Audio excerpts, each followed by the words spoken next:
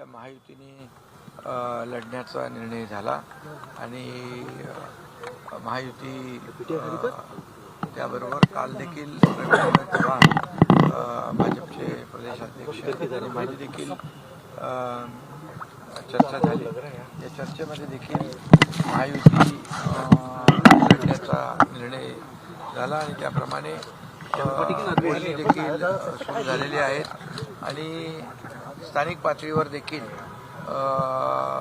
स्थानिक ज्या कमिट्या आहेत आमच्या पदाधिकाऱ्यांच्या त्या एकमेकांच्या बरोबर चर्चा करतील आणि जिथं कुठं अडचण येईल त्या ठिकाणी वरिष्ठ त्याच्यामध्ये हस्तक्षेप करून तिथली अडचण दूर करतील. काही ठिकाणी राष्ट्रवादी काँग्रेसला बाजूला ठेवलं जाणार का? कारण अनेक पदाधिकाऱ्यांना संधी द्यायची नाही, असा कोणालाही बाजूला ठेवण्याचा विषय नाही. आम्ही महायुती म्हणूनच लढणार आहोत.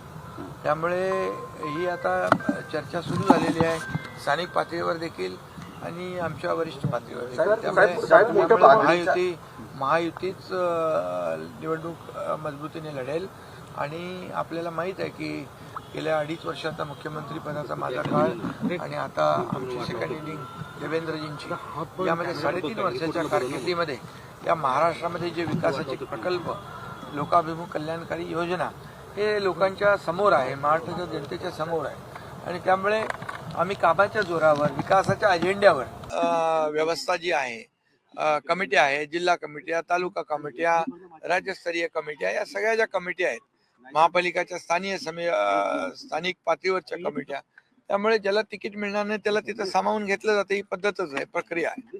त्यामुळे महायुती जिंकेल. काल उद्धव ठाकरे आले होते, यानंतर तुम्ही देखील त्यांना उत्तर दिलं. आदित्य ठाकरे आता म्हणतात की एकनाथ शिंदे यांनी आरशात पाहिला. योजनेचा प्रभाव हा मुस्लिम मतदारसंघांमध्ये आहे.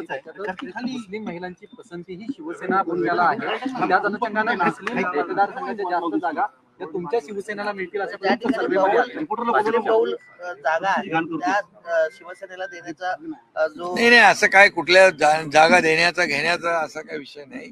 परंतु मी एकच सांगतो, आम्ही योजना करताना कुठे भेदभाव केलेला नाही. सर्व समावेशक अशा योजना आम्ही केलेल्या आहेत आणि विकास करतानाही काही फरक केला नाही आणि लोकाभिमुख कल्याणकारी योजना, लाडकी बहीण योजना करताना देखील आम्ही कुठलाही भेदभाव केलेला नाही. पागळीचा जो निर्णय घेतलाय त्यांनी कुठेतरी विरोधकांच्या जिवारी लागला हा निर्णय असं म्हणा. जिवारी लागण्याचं कारण नाही. खरं म्हणजे सरकारला धन्यवाद दिला पाहिजे, कारण गेल्या अनेक वर्षापासून हे प्रश्न प्रलंबित होते.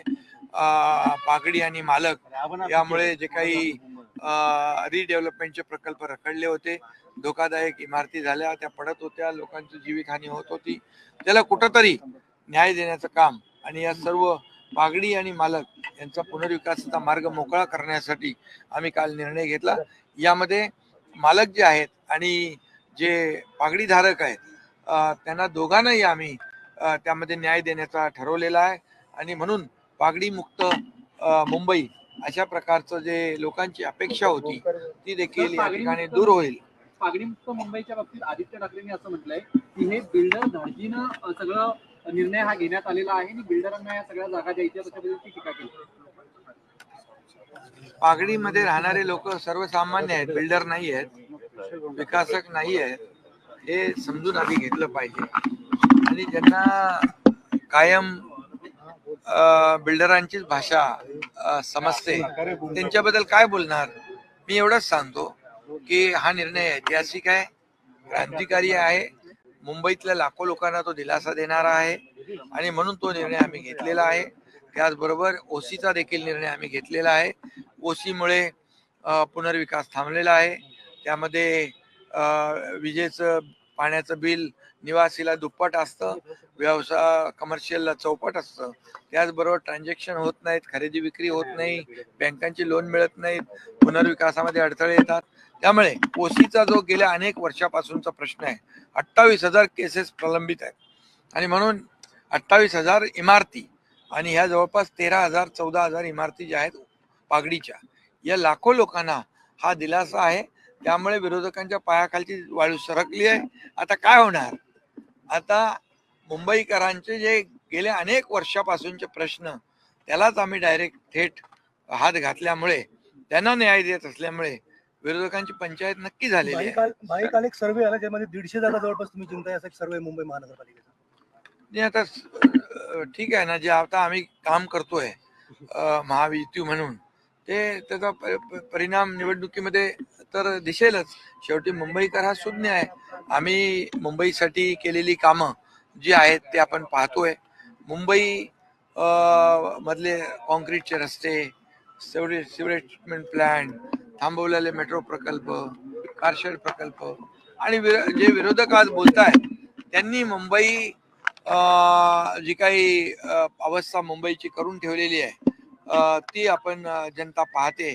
त्यामुळे मोठ्या प्रमाणावर SRA प्रकल्प क्लस्टरच्या माध्यमातून, धोकादायक इमारती क्लस्टरच्या माध्यमातून मुंबई बाहेर फेकला गेलेला मुंबईकर पुन्हा मुंबईमध्ये आणण्याचं काम जे आम्ही म्हणतोय ते आम्ही करून दाखवतोय. त्यामुळे हे विरोधक आता त्यांना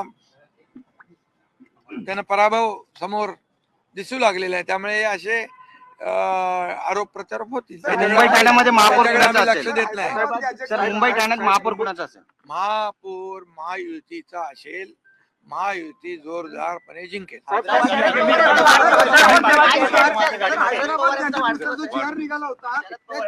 त्यांना वाढदिवसाच्या खूप खूप शुभेच्छा देतो मी आणि त्यांचं आरोग्य उत्तम राहो अशा मनापासून शुभेच्छा. साहेब, तुम्ही दिल्लीमध्ये काही दिवसांपूर्वी अमित भाईंची भेट घेतली होती. यामुळेच महायुतीची स्टाईल